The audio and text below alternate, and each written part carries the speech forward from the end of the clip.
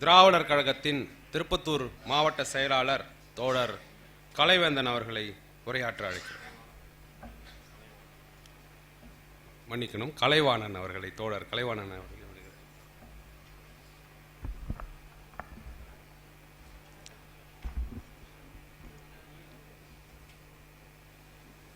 மார்க்சிய பெரியாரிய பொது உடைமை கட்சி சார்பில் இங்கே நடைபெற்று கொண்டிருக்கின்ற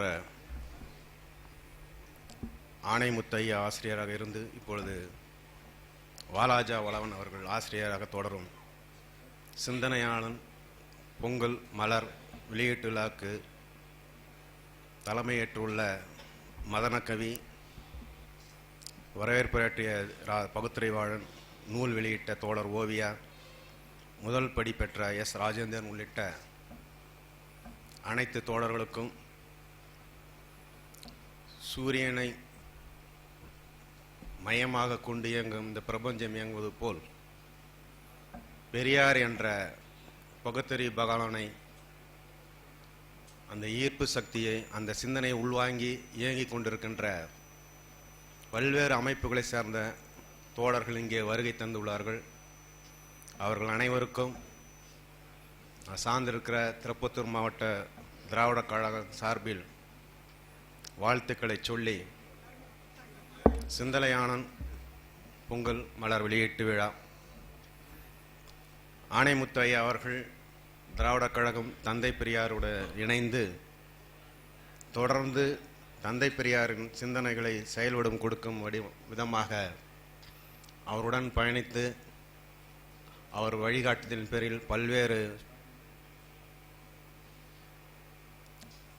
சிந்தனைகளை செயல்படும் ஆக்கி காட்டியவர்.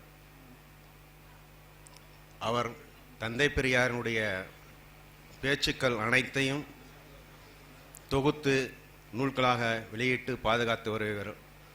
அவர் வாழுங்காலத்தில் தன் குடும்பத்தில் பல்வேறு சிரமங்கள் இடையிலும் தந்தை பெரியார் என்ற அந்த சிந்தனையை மக்களிடையே கொண்டு சேர்க்க வேண்டும், இந்த சமுதாயத்தில் அனைவரும் சமமாக மானமும் சுயமரியாதையோடும் வாழ வேண்டும் என்ற அடிப்படையில் அவர் தொடர்ந்து தந்தை பெரியாரினுடைய பேச்சுக்களையும் எழுத்துக்களையும்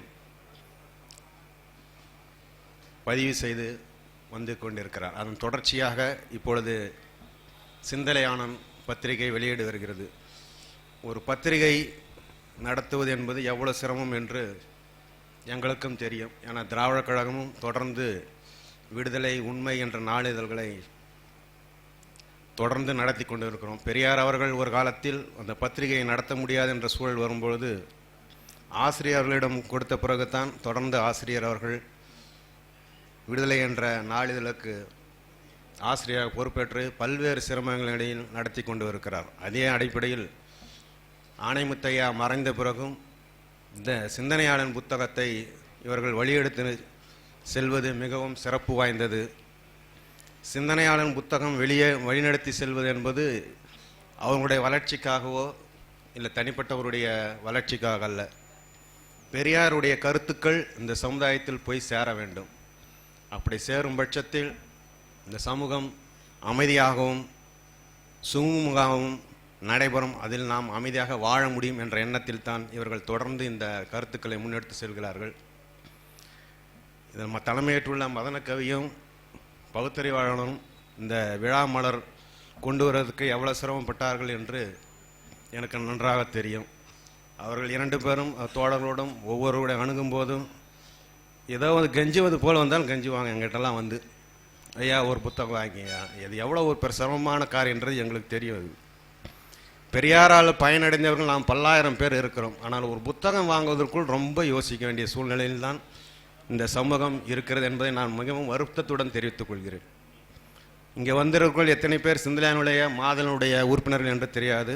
நான் தொடர்ந்து வருடம் சிந்தனையான புத்தகத்தை வாசிக்கிறேன், சந்தாதாராக இருக்கிறேன். இங்கே வந்திருப்பவர்கள் இங்கே கருத்துக்களை உள்வாங்குவது மூலம் இல்லாமல் குறைஞ்சபட்சம் சிந்தனையாளனுடைய வருடாந்திர சந்தாதாரர்களாக ஆகும்படி தாழ்மையுடன் கேட்டுக்கொள்கிறேன். இந்த மாதிரி சிந்தனையாளன் பத்திரிகை படிக்கும் வாயிலாக தந்தை பெரியார் கருத்துக்களை, உண்மைகளை நாம் முழுமையாக உணர முடியும்.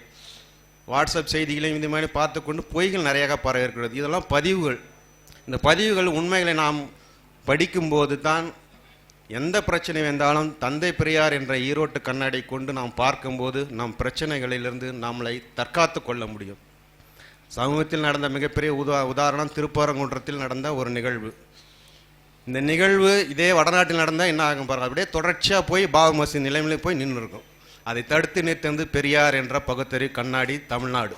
இதை முழுவதும் இங்கே இருக்கிற தோழர்கள் உள்வாங்கி பெரியார் தொண்டர்கள் இந்த மாதிரி வரும்போது நாங்கள் சின்ன நாங்கள் கூட வரோம். இந்த மாதிரி நூல்கள் வரும்போது நாங்கள் கிட்ட கேட்கறது வேறு எந்த சந்தாவும் நாங்கள் வர்றதே கிடையாது. எதனா பத்திரிகை வாங்க, நூல் வாங்க, இப்படி தான் நாங்கள் வரோம். தயவுசெய்து அருள் கூர்ந்து எங்களுக்கெல்லாம் ஒத்துழைப்பு கொடுத்தீங்கன்னா பெரியாரை முன்னெடுத்து செல்லலாம். பெரியாரை முன்னெடுத்து செல்லும்பொழுது இந்த சமூகம் நன்றாக வளரும். அந்த அடிப்படையில் இதை கூறுகிறேன். அதே போன்று இனி ஒரு எதிர்காலத்தில் பெரியாரின் பதிவுகள் இருக்கும்போதே என்பது போன்ற பொய் பிரச்சாரங்கள் அவதூறுகள் வருகிறது. இனி ஒரு எதிர்காலம் ஏஐ தொழில்நுட்ப காலம் என்பதை மனதில் கொள்ள வேண்டும். ஏஐ தொழில்நுட்பம் காலம் என்பது ஒளியை பேச்சையே மாற்றுவது.